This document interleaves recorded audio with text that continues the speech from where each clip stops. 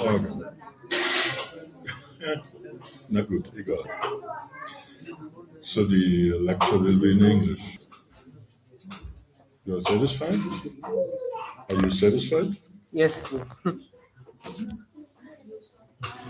Nama Om Vishnu Padaya Krishna Vishtaya Bhutale Srimati Bhakti Vedanta Swami Niti Namani Namaste Saraswati Devi Gauravani Prasarini Nivishesha Shunyavadi Vasudha Desha Dharani Jai Shri Krishna Chaitanya Prabhu Nityananda Shri Advaita Gadadhar Shri Vasadi Gaura Bhakta Vrinda Hare Krishna Krishna Krishna Hare Hare Hare Rama Rama Hare Hare Shri Guru Charana Saroja Nija Mano Mukuru Sudhari Bharanam Raghuvara Vimalacha Suyo Daya Kupalachari Buddhihina Tanu Janike Sunira Pavana Kumar Bala Buddhi Vidya Dehu Mohi Harahu Kalesha Vikara Jai Hanumana Jnana Gunasagara Jai Kapisha Loka Jagara Ramaduta Atulita Baladama Anjanikuta Vanasutarama. Yes, thanks. This is right.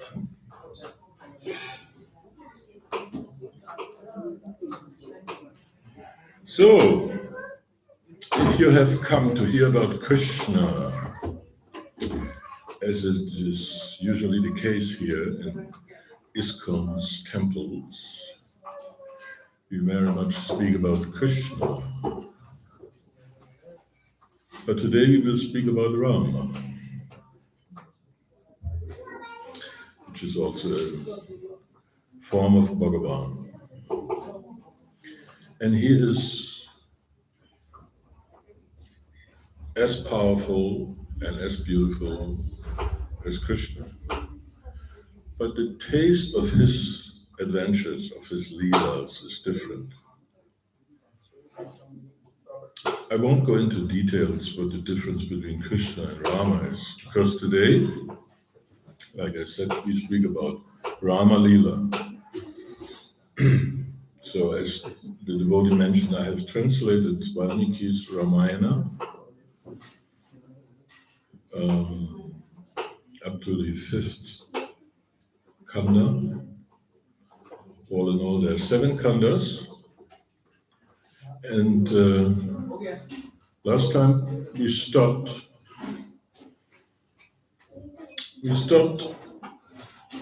when Rama left Ayodhya, right? You remember Rama was supposed to become the new king. He was the Yuvaraja, the prince. But then there was an intrigue. Kaikeyi, one of his stepmothers, she succeeded in an intrigue. So finally, Ram was banned to the woods for 14 years. So, and this happened exactly in the morning of the day where he was supposed to be crowned. Tough. Just imagine you become the head of your company or of your village, of your city, and in the morning of the day where you are supposed to become the head, someone tells you, go to the forest. 14 years. Whew. You would be surprised, right? And it's not that you can take with you, a tent and a heater, and okay, maybe in India you don't need a heater. I think I told you this before the story. I gave a lecture in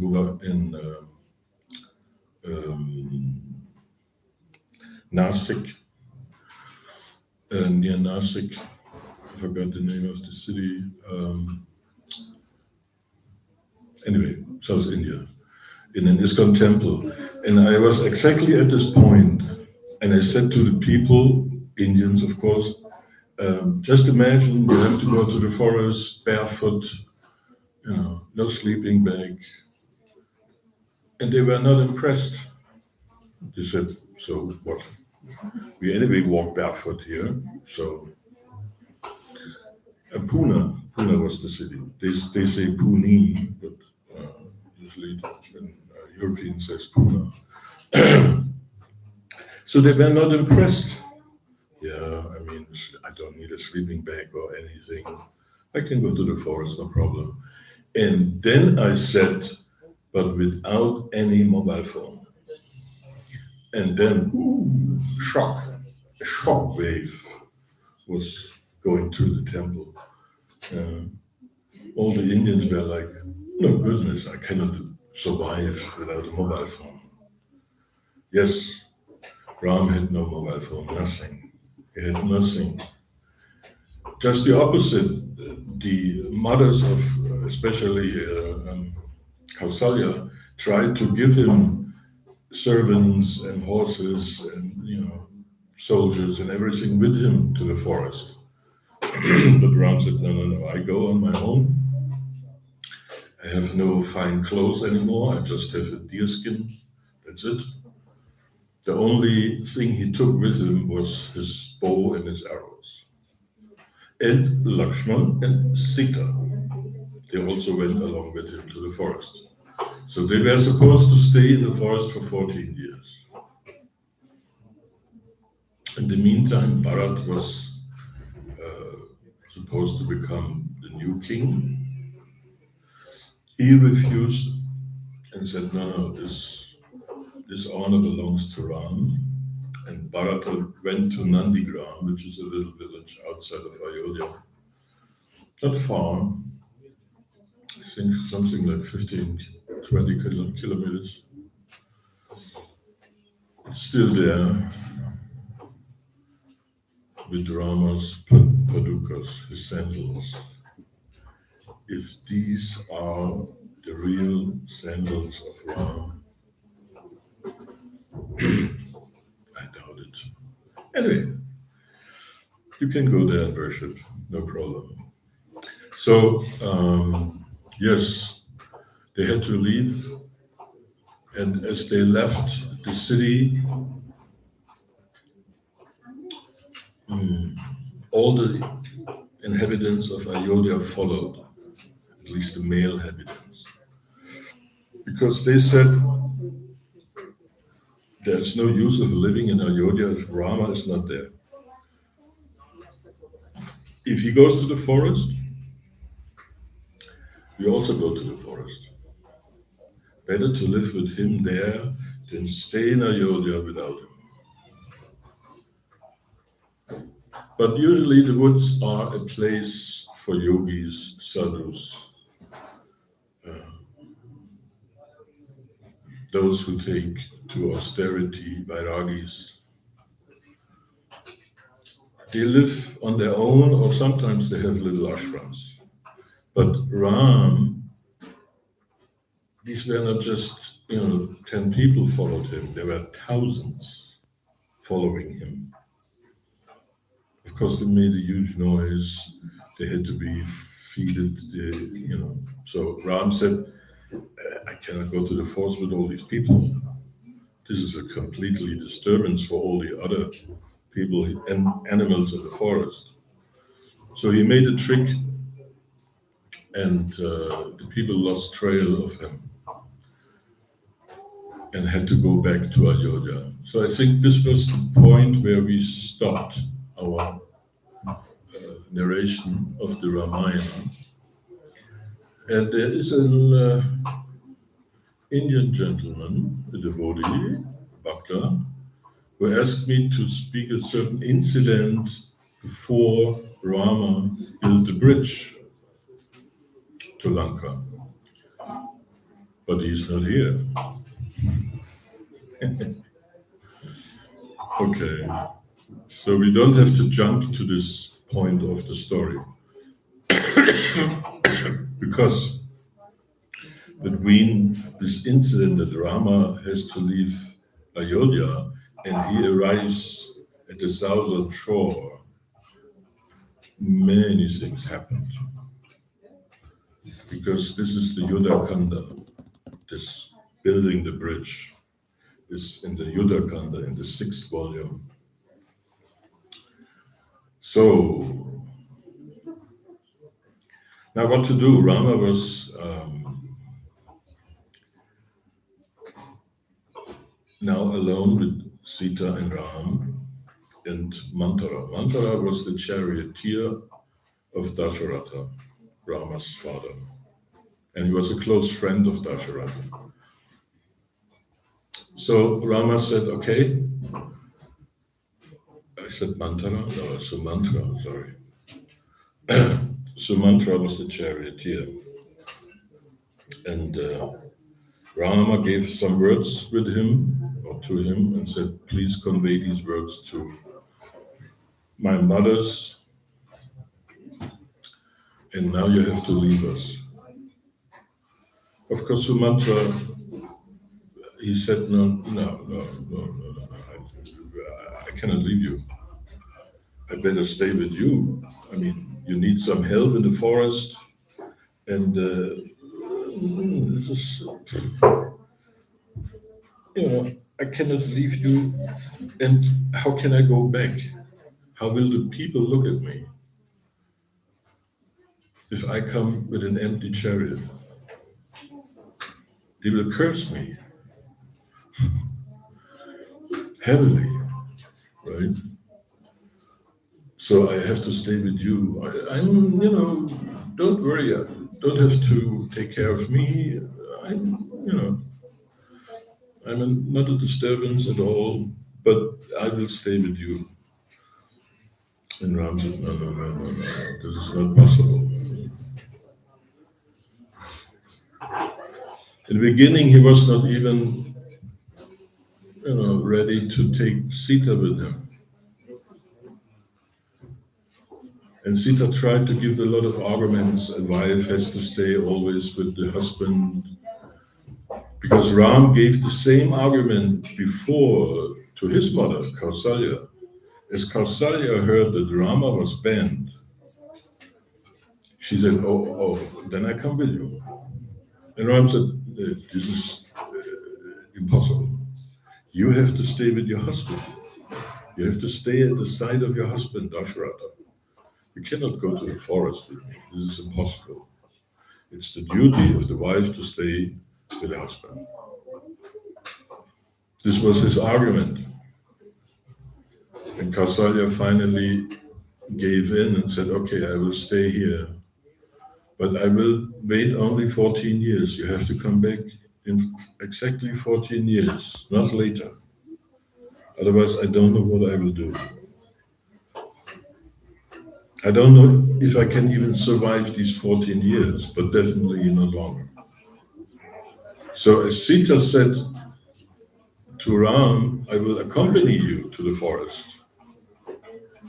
Ram said, no, the forest is too dangerous. Please stay here. You are protected by my brothers.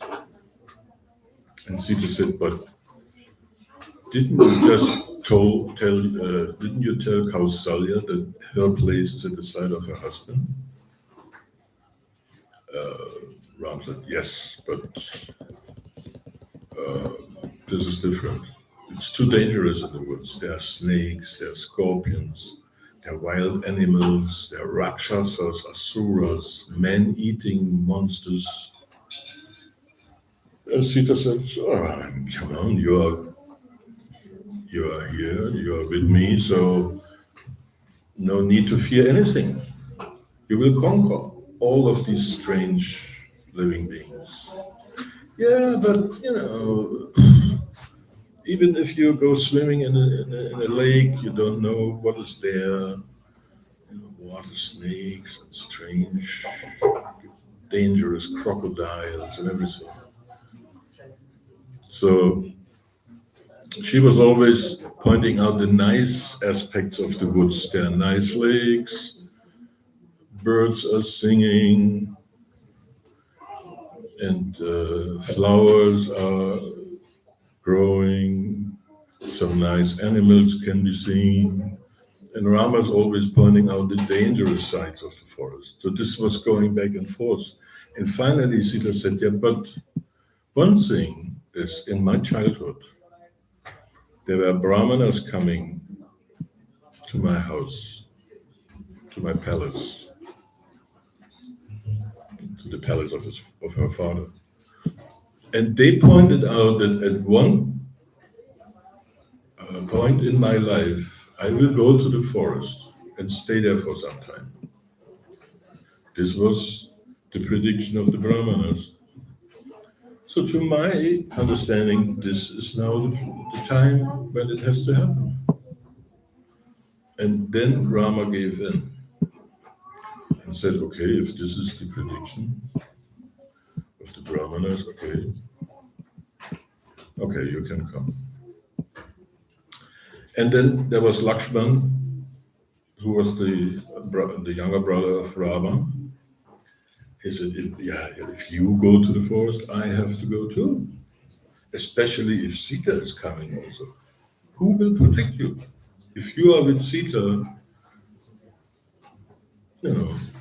just in an intimate moment, who will protect you? So I have to come with you. Also, first Ram said, no need. Finally, he gave in. This Lakshman was very hot-tempered. Lakshman was ready to kill Dasharatha on the spot. Although Dasharatha was his father. But Lakshman said, this is not our father anymore. He's banning you to the forest? You are completely faultless. You have never did anything wrong. What's the reason for such a strange behavior? No need for such a penalty. So this is, I don't know, maybe he's possessed by a strange spirit. I will kill him. Of course, Ram said, calm down, please. Let us go to the forest. That's okay. So he took also Lakshman with him, just to have an eye on him. And of course, another warrior for protection was not bad. So they went to Chitrakoot, which is a nice place in northeast India. If you have a chance to go there, please do. Nice place. Chitrakoota. And they built two huts, one for Lakshman, one was for Sita and Ram. And so they started to live there and spend their days with, whatever they did. And then, of course, I guess you all know the famous story that one day Shurpanaka, the sister of Ravana, came. Shurpanaka was, Rakshasi.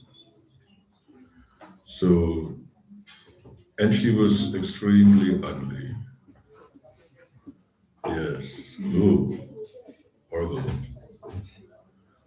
But some Rakshasas or Rakshasis, they have the ability to change their form. Interesting, right? If the modern science would find some pill, you take the pill and you can change your form. They would make billions of profit, right? So it's not possible. Of Of course, they tried with surgery, and what's the use of all this? So she could change her form, and she spotted Rama in the forest, and she fell in love because Rama was very beautiful. So he changed her form into a beautiful woman, and she approached Rama and said, "Here I am. You are a handsome man. I'm a beautiful woman. So let us enjoy some time in the woods. I can create for you a nice environment so we can go there. Just please." Now you have to know that Kshatriyas, one rule for Kshatriyas is if a woman approaches you, you have to fulfill her desire. You have to engage with her if she's approaching you, which is normally not a problem for a Kshatriya because they're in the mode of Rajaguna, passion. So if you are very passionate, you like to have sexual intercourse as much as possible. This is one of the reasons why usually Kshatriyas have more than one wife. They're too passionate. To wait every month and to refrain, because every month a woman is, from the Vedic standpoint, not clean enough to have intimate association with a man, to have sex with a man. This is not allowed. So therefore, Kshatriyas usually have more than one wife, especially kings. Dasharatha had 3 main wives, but hundreds of more. And the Ravana had thousands of wives. Even in the 20th century, if you go to Asia, like Thailand or Indonesia, when there were still kings, they had hundreds of wives. Yeah. And of course, hundreds of children. But in Dasharatha's case, this was one of his problems. He had reigned Ayodhya 60,000 years. He was the king in Ayodhya for 60,000 years. And he had not even one son, although he had hundreds of wives.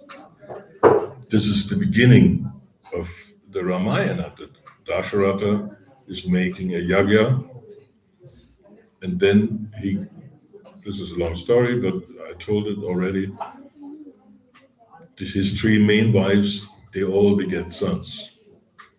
Kausalya Rama, Kaikeyi Bharata, and Sumitra Shatrugna and Lakshmana. So these were the 4 sons of Dasharatha. So this is important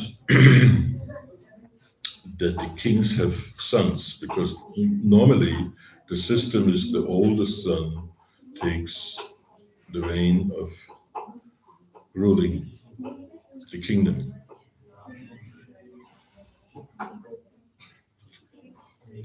So Shurpanakha was the sister of Ravana, the younger sister of Ravana, and she was ugly, but she could change her form. She did, and she approached Ram and said, "Let us have some fun together." And normally, Kshatriya rule, as I said, is to accept this offer. You have to have good reasons for refusal. So Rama, previously, he made a vow. Famous vow, Ekapatni Vrata. Vrata means vow. Ekapatni means just one wife. very unusual for Kshatriyas. But he made this vow and said, I will have only one wife. So as Shurpanakha approached Ram, he said, I'm sorry. No, he didn't say I'm already married. He said, no, I'm not good enough for you. You are so beautiful. I'm just an unimportant guy in the woods. But here's my brother. He is my brother, Lakshman. He's even more beautiful than me. And he's not married, which was a lie. Of course, Lakshman was married to Urmila, right? And please, yes, you should have fun with him. And Lakshman, yes, was also very beautiful. And Shobhanaka's, she was not, she didn't hesitate and said, okay, Lakshman, yeah, great, also nice. And Lakshman said, come on.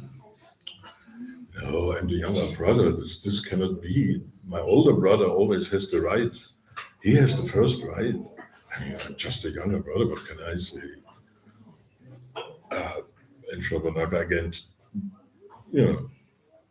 she went to Ram and said, okay, then we have fun. No, Ram said, no, not me. I mean, you have to. So it was going back and forth. Of course, they made a joke with Shobhanaka.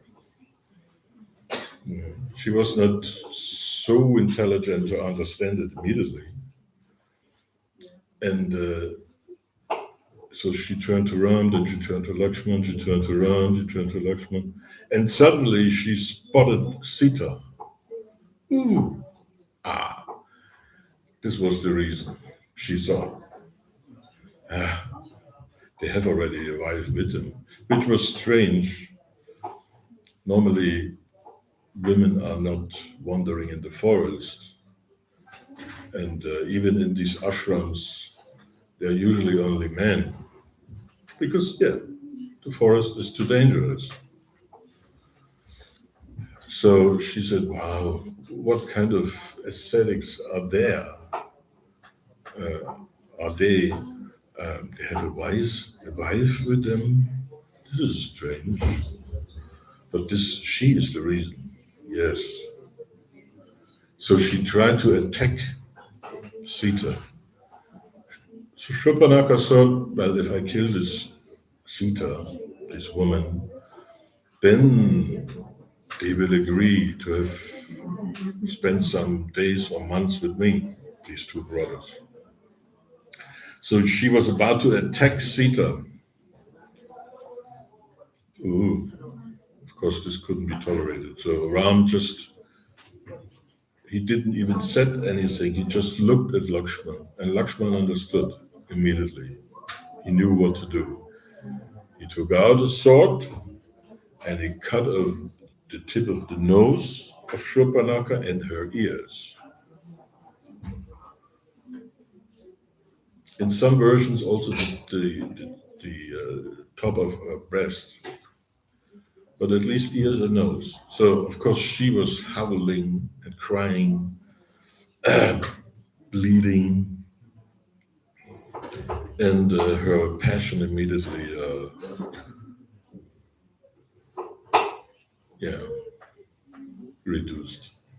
was reduced.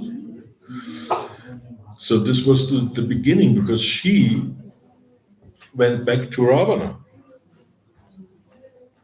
to Lanka. She could fly great distances. So she flew to Lanka, back where Ravana lived on this island, and she told him everything. But the interesting thing is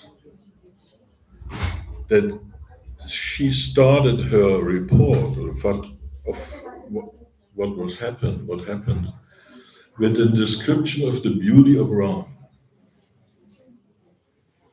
She did not say, "Oh, someone violated me or hurt me or anything." She started describing the beauty of Rama. She was so in love with Rama that this was her this filled her mind. So finally, Ravana said, you know, I don't care about this. I don't know who this Ram is, and I don't care about it. But why you are so bleeding, and why you are looking like this? And then she said, yeah.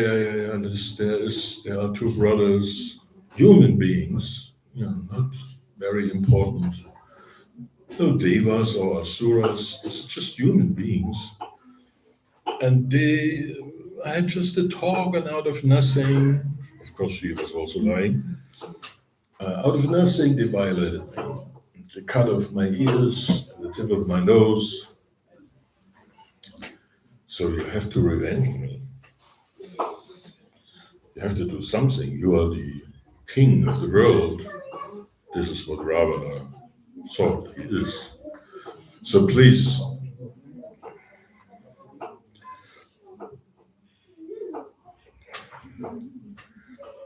but the interesting thing is also that she did not ask Ravana exactly to kill Rama. Instead, she was describing the beauty of Sita. She said, "Oh, you have such a nice harem, you have so many nice women around you, but this woman, ooh, you really have to see her. She is, oh my goodness, she is something really special. Oh, this is exactly what you need. This would fit you. So you should go there and take her." But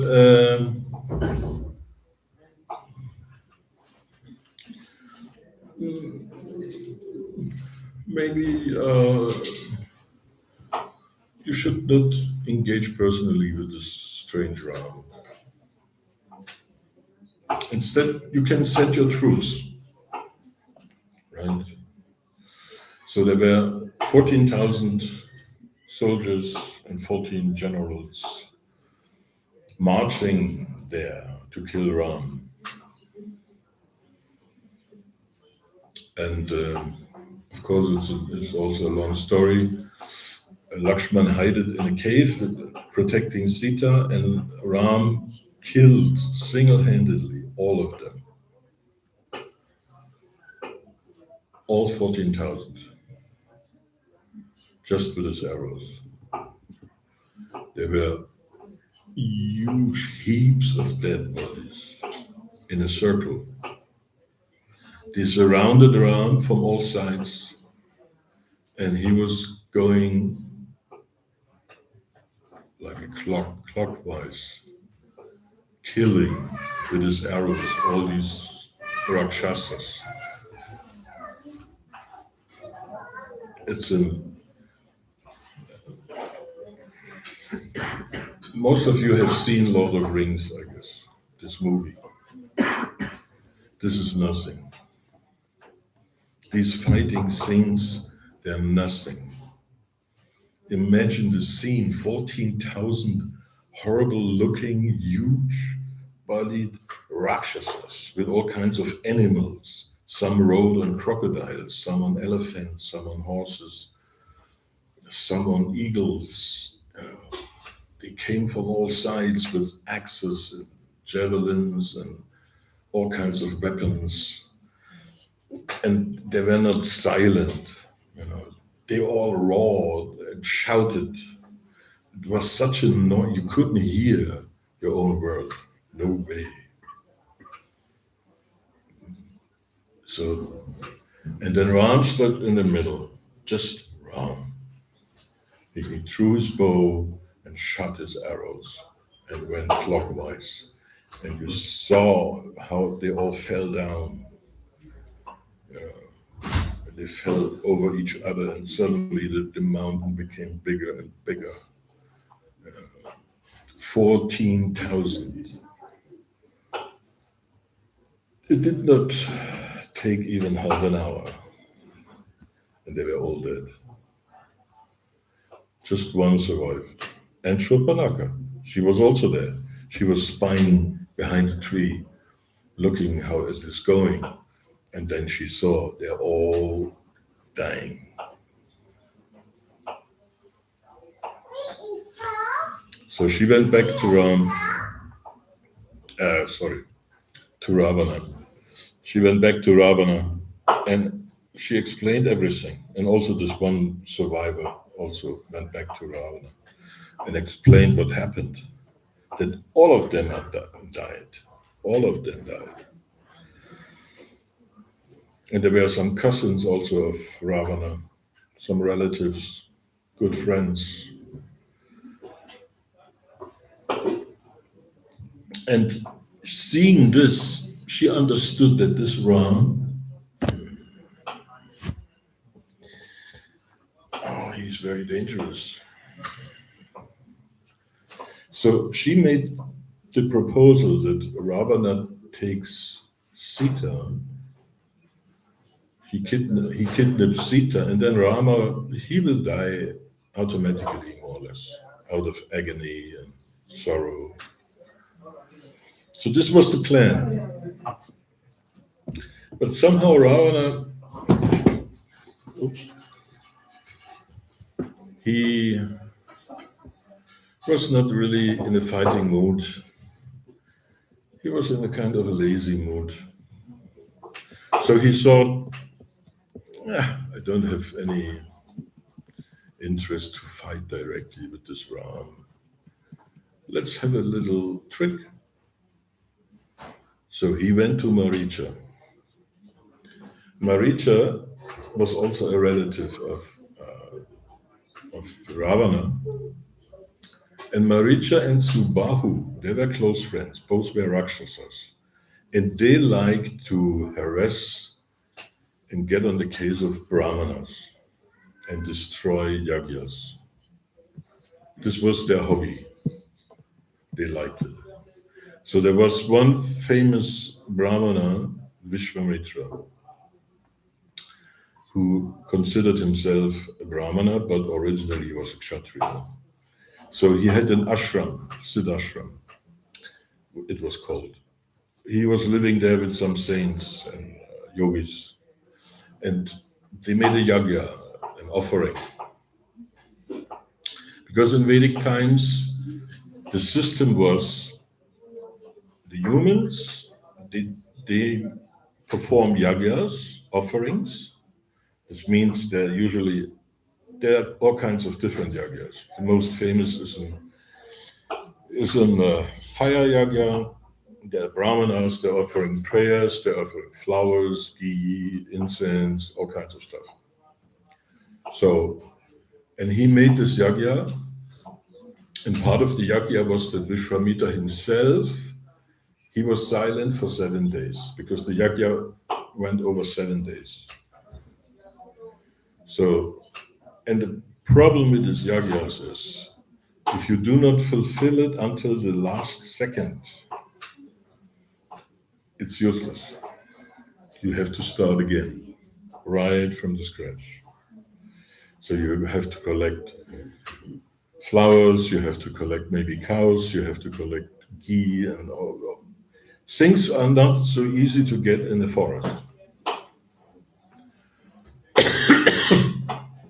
So Vishwamitra did this yagya to please the devas, and if the devas are pleased, they give blessings to the human beings in all kinds of forms. This is a broad topic we don't have to discuss right now. So he wanted to make this yagya. But always, in the last hour of the 7th day, Maricha and Subahu came. They were riding on the sky. They didn't came by foot. They just flying through the air. And then they polluted the yagya. They throw flesh and urine and blood, all kinds of unclean things, into the fire. And of course, they were laughing like anything. This was like their carnival. So, and they did it not once, but more than once, several times, always. So, they had to start again. and then they polluted the yajna again. So finally, Vishwamitra went to Ayodhya. He asked for the help of Rama and Lakshman. This happens in the first volume, in the first Kanda, Balakanda. And Rama and Lakshman, they go with Vishwamitra and they protect the yajna. They protect the yajna. They killed Subahu as they came. And Ram shot an arrow into the breast of Marija, and Marija was thrown thousands of kilometers into the sea. Ayodhya, as we know, is pretty much in the north. So he flew practically through India into the sea. But he survived. He was not killed. Subahu was killed, the other friend of Marija. And later on, they had another encounter, Marija and Rama, but this is another story. Now here, Ravana, as he decided to kidnap Sita, he went to Marija, who was not living in Lanka. He was living in a secluded place, and because he was this experience of seeing the power of Rama made him so scared that he just wanted to live in a secluded, nice place, forget the world, and retire, so to say. Now Ravana came to him and said, I need your help. And Marija said, okay. They were relatives. How can I help you? What can I do for you? I mean, I don't know if I can help, but just tell me. And Ravana told him about this war, and these 14,000 soldiers were killed by Ram, and that he had planned to kidnap Sita.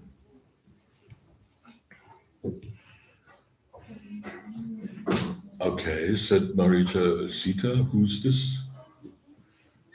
And Ravana said, well, I heard her husband is called Rama. And Marija was shocked. He said, Rama, this human being, Rama. Yeah. Ravana said, yeah, I don't know him. An unimportant human being, but yeah. And Marija said, no. Are you completely mad? I have witnessed the power of this Rama. Why do you think I'm living not anymore in Lanka? I'm living here in a forest, far away from any civilization. I'm living here because I'm afraid.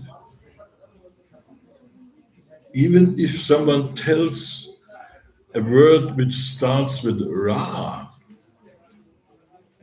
I panic, like Ratha, chariot, or Ratna, jewel in Sanskrit.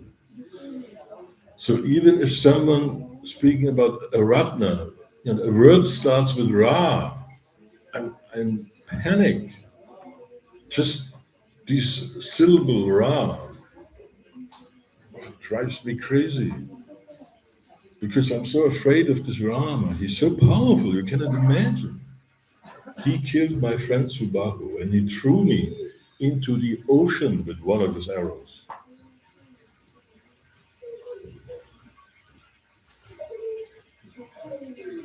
So I guess his head was boiling exactly at the spot there. So his blood was boiling. He said, no. Whatever you have to do with this Rama or Sita, I don't care, but, forget me. I'm out of this. Don't mention this name again. Just please leave me alone. And Ravana said, "You are such a coward. What's happening? What is the problem? You have to help me. You're my family." Maricha said, "No, no, no. Don't mention this name again. Just leave me alone."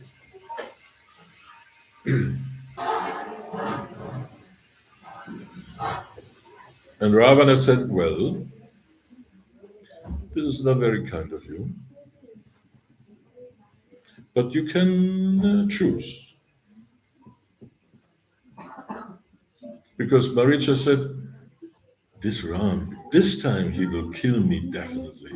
Last time somehow I survived. I don't know why, but this time, another time, no, no, no, he will kill me. And Ravana said, "Well, even if this is true, you can choose. Ram will kill you or I will kill you. Up to you. Take your choice."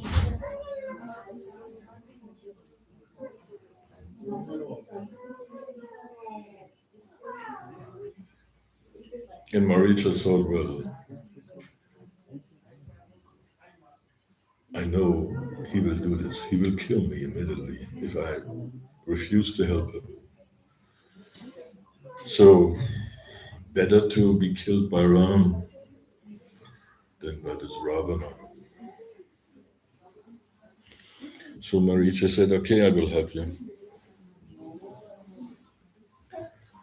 So what do you think I have to do? So Ravana said, "Now what you do is you transform your body into a nice deer, and then you're arranging that Rama will hunt you into the forest. He will leave the hut where Sita is, and then I can take Sita without problem. Okay?" So yes, Maricha did this. He transformed in a wonderful golden deer, yeah, golden and the hooves were with diamonds and jewels and all kinds of nice glittering, shining stuff. Very beautiful. So exactly this happened, right? Maricha went there and Sita saw the deer and of course, she was fascinated. Oh, she called Ram and said, "Ram, Ram, please, see this, don't you see this deer there? I never have seen such a deer." And Ram said, "Yeah, because these kind of deers don't exist. This is a trick. I told you there are many strange monsters living in the forest, right? So this is just a trick. Forget this deer." So Sita said, "No, no, no. This deer is so beautiful. Please catch it for me." And Ram said, "Nah, I don't know. I mean, I'm sure there's some Maya, some illusion." Yep. Sita said, "But even it looks nice. It's nice illusion. Let me have this illusion.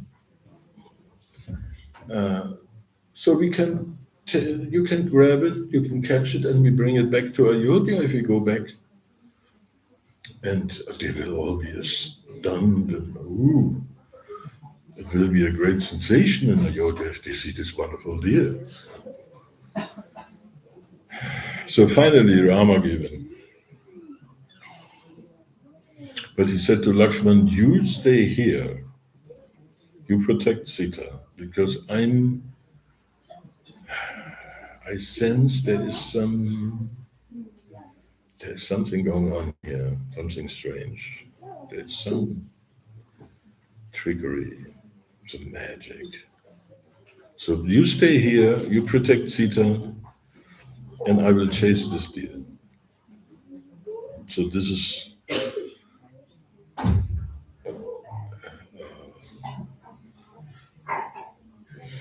the situation. Of course, Rama chased the deer, and this deer could not even, have this wonderful form, but it could also be unseen and seen. So even Rama was near the deer, suddenly it disappeared.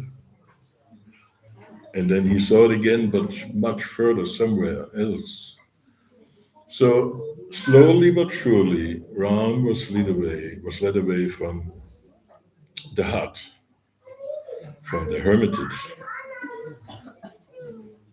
That this was the plan. And it worked.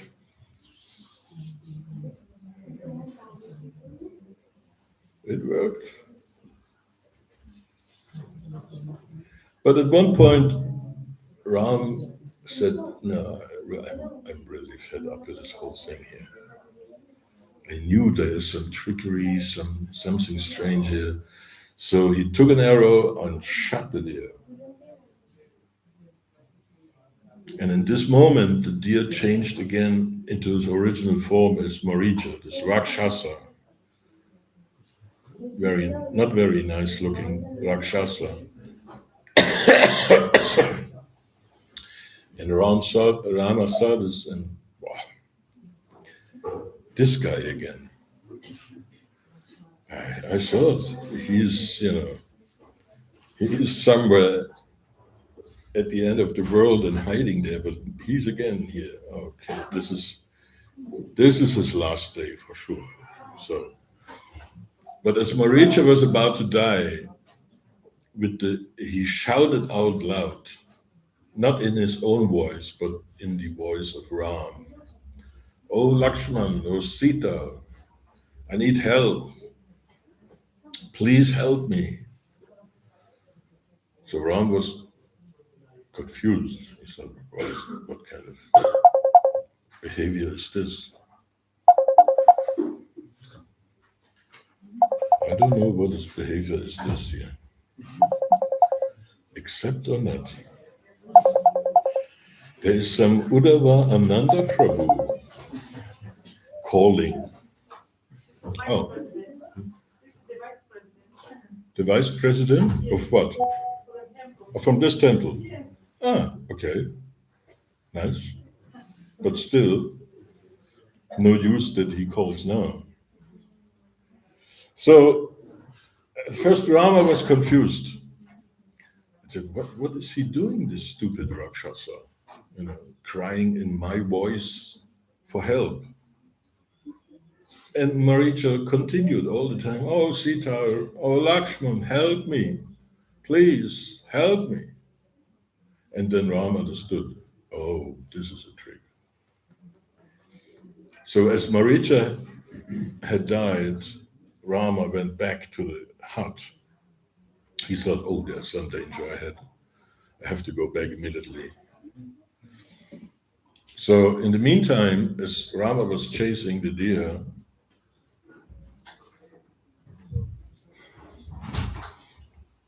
Lakshman was there protecting Sita. And then they heard this crying of Maricha. But they thought this is the voice of Rama. And Sita said, "Oh, Lakshman, did you hear this? Ram needs help. Did you hear this?" And Lakshman said, "No. Come on, Ram doesn't need help. Whoever, whoever fights with Ram, he needs help, not Ram. So calm down, no problem." And then again they heard the voice of Ram crying for help. And Sita said, "Oh, have you heard? Ram is crying, he's shouting. He's asking for help. And Lakshmi said, no, this is not possible. No. We wait here, and I'm sure Rama will be back very soon. Aha, Sita said, we wait here. Interesting. Maybe you're interested in seeing Ram killed. Is this your intention? Is this the reason why you refuse to help Ram?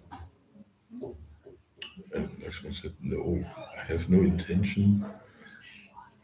I just have the order by Ram to stay here. That's it. And there's no danger ahead for Ram. Believe me, he's powerful. No, Sita said, I understand.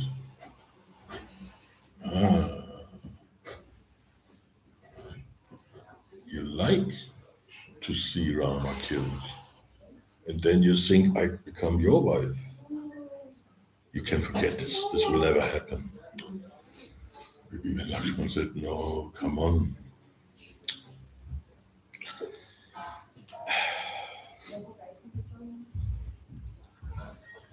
Don't worry, Rama will be back. No problem. And Sita continued. She became even more direct, to Lakshman. So she was like, she used not nice words to address him. So she was so in panic that at one point Lakshman could not tolerate this anymore. And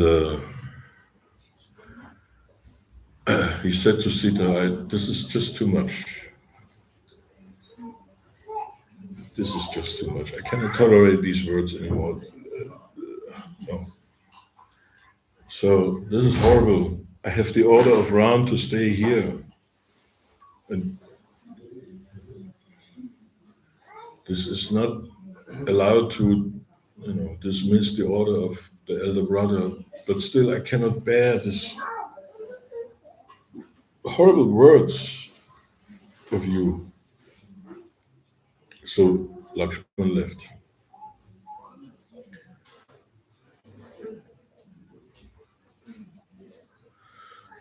So he left into the direction where Rama was last seen to meet him. Right?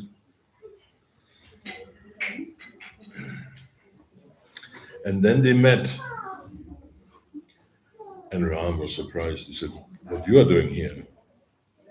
And Lakshman told him, I could not tolerate any more these words by Sita. Oh, phew. She said that I'm interested that you die and I will take her as my wife. This is my desire and my plan. This was too much. And Ram was annoyed. He said, are you stupid? Follow. I mean, sometimes women, they are overwhelmed by emotions and they tell things, they speak things which are not really, you don't take it for granted and don't take it seriously. I gave you the order to stay there and protect her. Now she's unprotected in the woods. Now let us hurry back. So as you probably all know, as they came back, Sita was gone.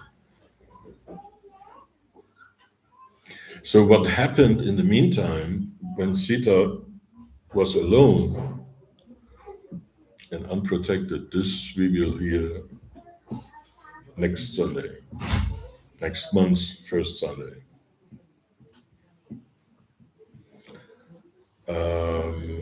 Any questions to this? Did Lakshman really draw the Lakshman Rekha or the line? I'm sorry? Did Lakshman really drew the Lakshman Rekha This is not in Valmiki's Ramayan. I know that many people, especially in Chitrakoot, speak of it.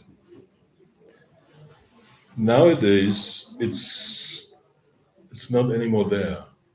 It's a line near a little river, but anyway. This Lakshman Rekha, yes, this is a story in the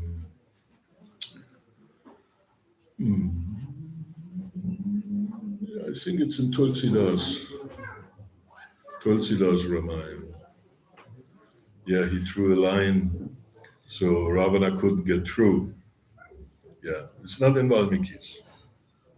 It's not in Valmiki's Ramayan, but I think it's Tulsidas, so far as I remember, or in the Tamil version. I don't remember exactly, but it's in some versions. Yeah, it's famous. It's a version. So, but it's not Valmiki, right? Yeah. It's an interesting aspect, that he drew a line to protect her. Would make sense in a way, right? It would make sense. Yeah, but it's not Valmiki's Ramayana.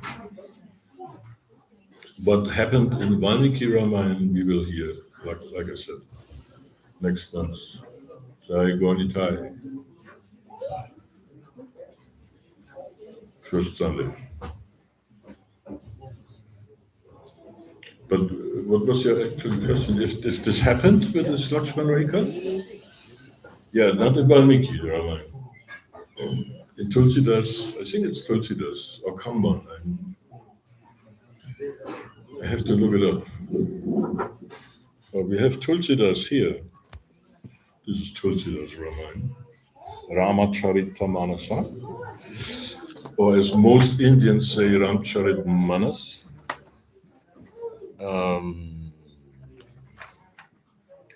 Let me see.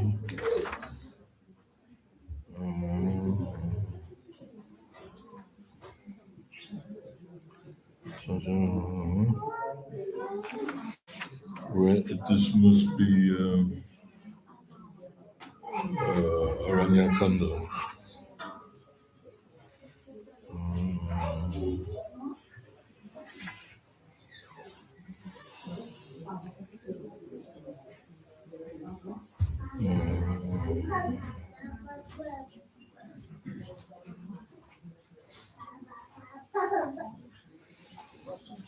Yeah, Tulsidas has a different style.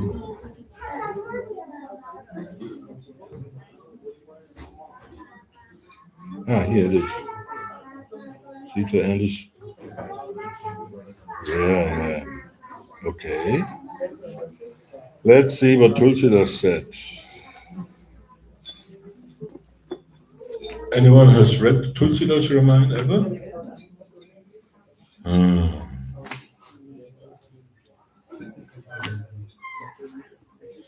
So many of you speak Hindi, right? So this is your language. It's an old Hindi, Awadhi it's called, but so far as I could see, any Hindi-speaking man or woman understand this Hindi. I would give a lot to be able to read it in original Hindi. So, but I'm not able. So let's see.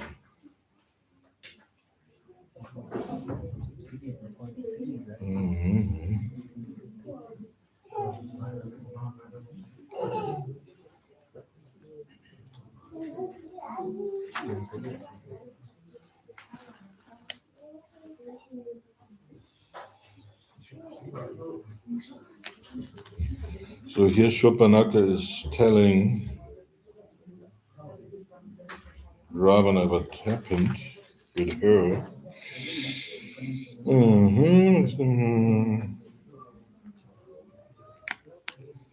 And Maricha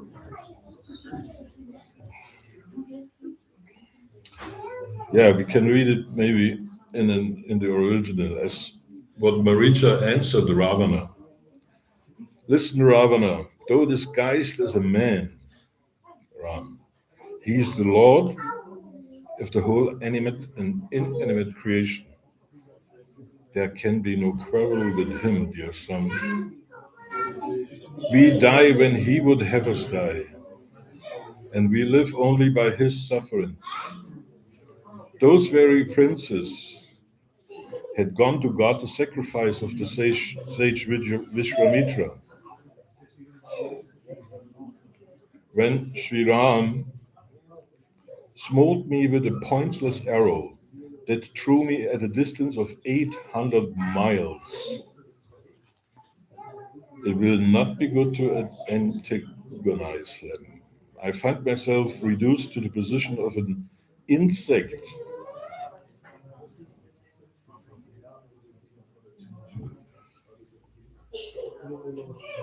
kind of wasp, inasmuch as I behold the two brothers whenever I look. Even if they are human beings, they are remarkable heroes, and opposition to them will not avail. But how can he possibly, Ram, be a man who recklessly killed Tataka and Subahu, broke Shiva's bow, and killed Kara, Dushana, and Trishira? So, so this goes on and on and on. Then Maricha takes up the form. And let us see if we have a Lakshmana Rekha here.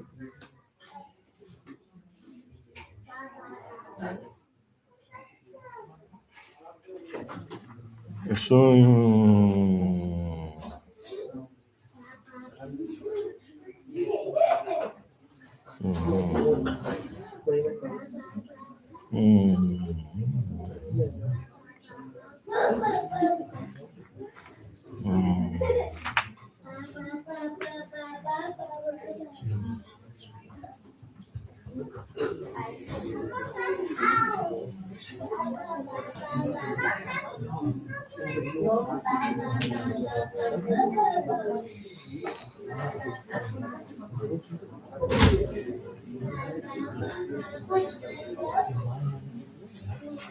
no, it doesn't seem to be in Tulsidas. So it must be in another version. You tell me, where you have read it somewhere or just here heard it? As kids, we saw this animation in Oh, in an animation film. Yeah. Yeah, usually these animation films are a mixture of certain versions, which fits. Yeah. So it seems to be not in Tulsidas, but the story is famous in India, I know. So this means it's probably in Kamban, which is in Tamil. It's also very famous. But you can add the sub story or leave it out because it doesn't change the main plot because Sita gets captured anyway. Yeah. Of course, it's not. Since it is not in Valmiki, you don't need it, right, to proceed in the story. That's right. But there are many side stories which are not needed in a sense.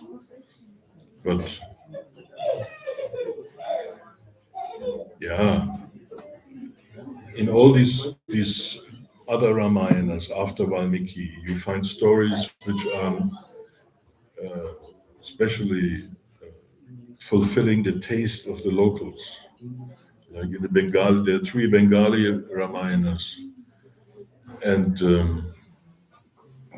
Oja is the most famous of these three. And you read this Bengali Ramayana, you see that many stories are there which have nothing to do with or which are not needed for the plot. and which have a very strong Bengali taste. Some rituals of even the mentioning of some typical Bengali food, you know, Bengali marriage rituals and things like this. So it's highly Bengalized, which is okay. The Telugu version also has a kind of Telugu touch. This is normal. Yeah, that's all right. And especially if you look at the Buddhist Ramayana, the Buddhists. They have their own Ramayana. It's called Dasharatha Jataka because there is a book where Buddha is speaking about his former lives. He's speaking in one life I was this, in another life I was this. In one of these lives he was Ram, the son of Dasharatha. Of course, this Ram, the Buddhist Ram, is very much more Buddhist than Valmiki's Ram. Yeah. So, but this is understandable. And the Sikhs, they have their Ramayana, which is also which is very much different from Valmiki's.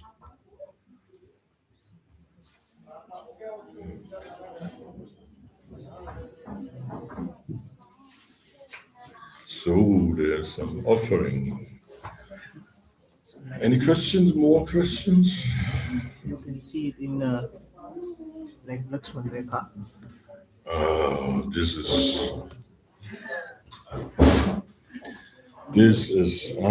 Lakshman Rekha. Yeah.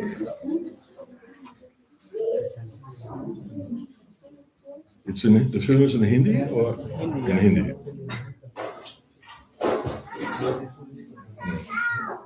So you can. What does Lakshman say? Just read it out loud. No one can inside the area like Maya and Rakshas. Okay. If someone comes, then it's big issue.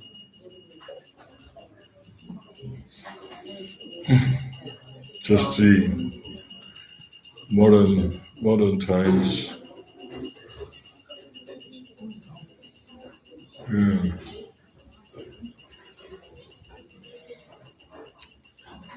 Prabhuji, Yes. Dasharatha ruled for 60,000 years, and when Lord Rama brought Sita back from Lanka, he ruled for 10,000 years. When you see that time period and compare it with 14 years of exile or Vanavasa, that seems to be a very small time period. How is this justified?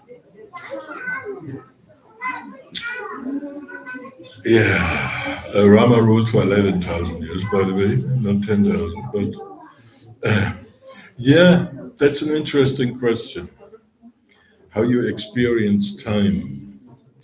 Yes, because the whole thing is in Treta Yuga, right? So the normal duration of a lifespan in Treta Yuga is 10,000. But there's a sandhi between in Satya Yuga it is 100,000, in Treta Yuga 10,000, the average duration of living. So, but in the sandhi times, in the transition times, like in the beginning of Treta Yuga, people still live longer than 10,000.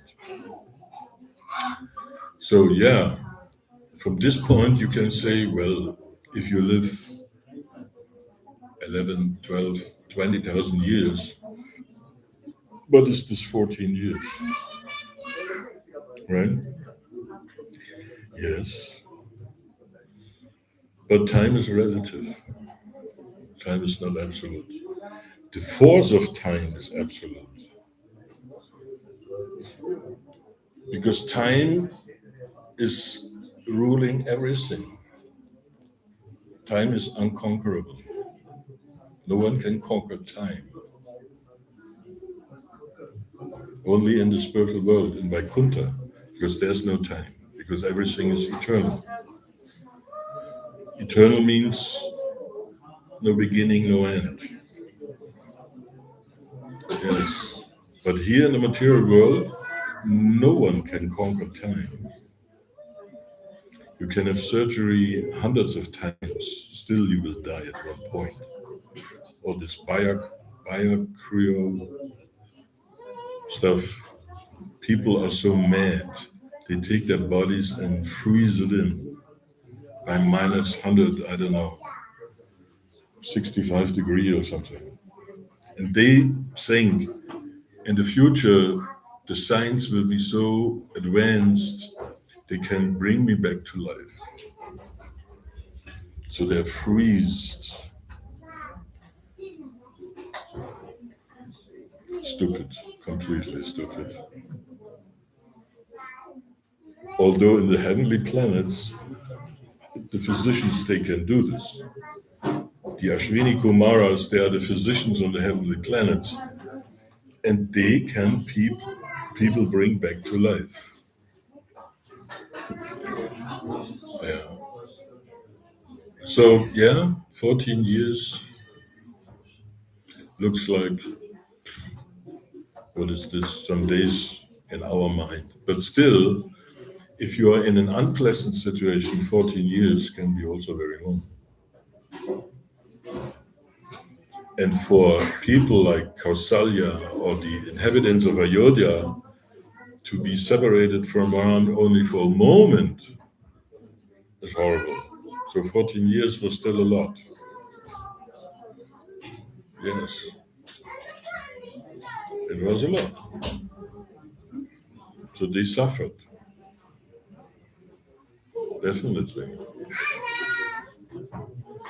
Or do you agree that they suffered these 14 years?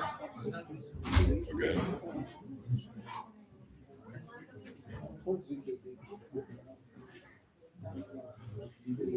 So Pujari ji, you tell me when I have to stop. In 5 minutes. In 5 minutes, just 3, punch minute. Punch minute, punch minute. I learned in India that you previously, before the English came, you didn't have a word for minute and second, right? So you took it in your language, minute and second. Yes.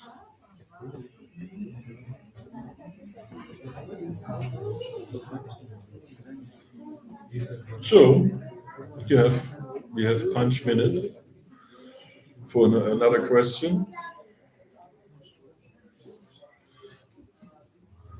Yes, Krishna and Rama.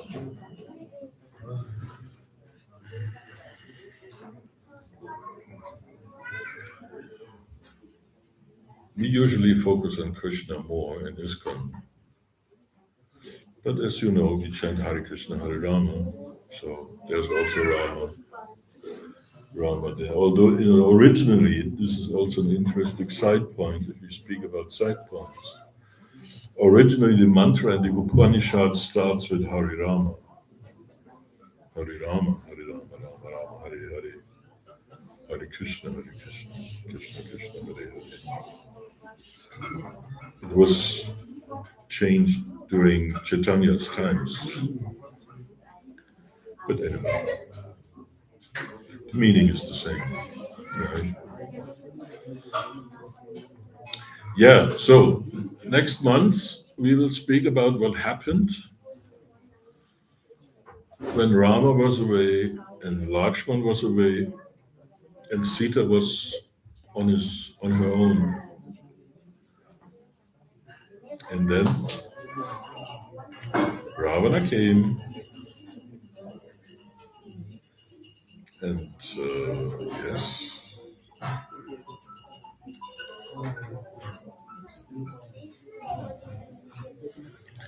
So, okay, then thank you for listening. I wish you all a wonderful new year. Try to come every day Krishna a little bit closer by hearing about Krishna, hearing some music, chanting his name, eating some prasadam, looking at a picture of him, remembering him, whatever. Every day is a good day if you somehow remember Krishna. Therefore, most Indian parents, they give their children some spiritual name.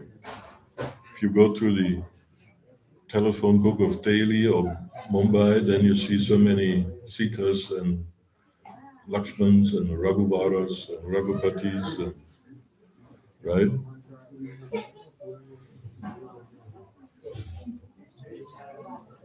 That's nice. That's good. It's much more cleaning the mind to,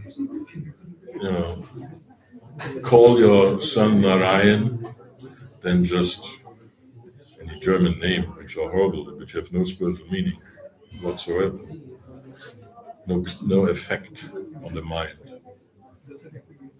But even if you think of your son and he's called Narayan, it will clean your mind,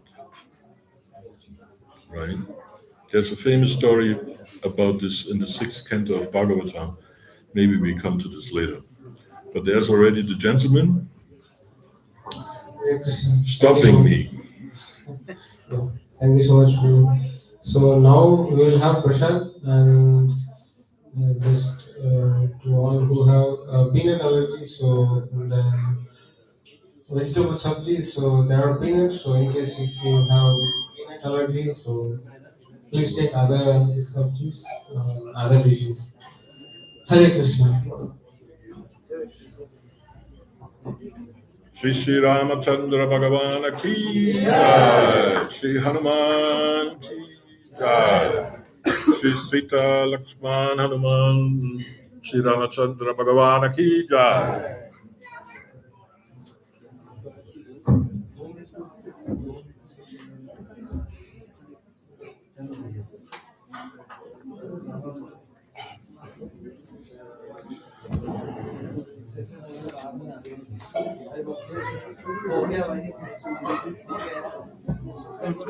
Thank you so much.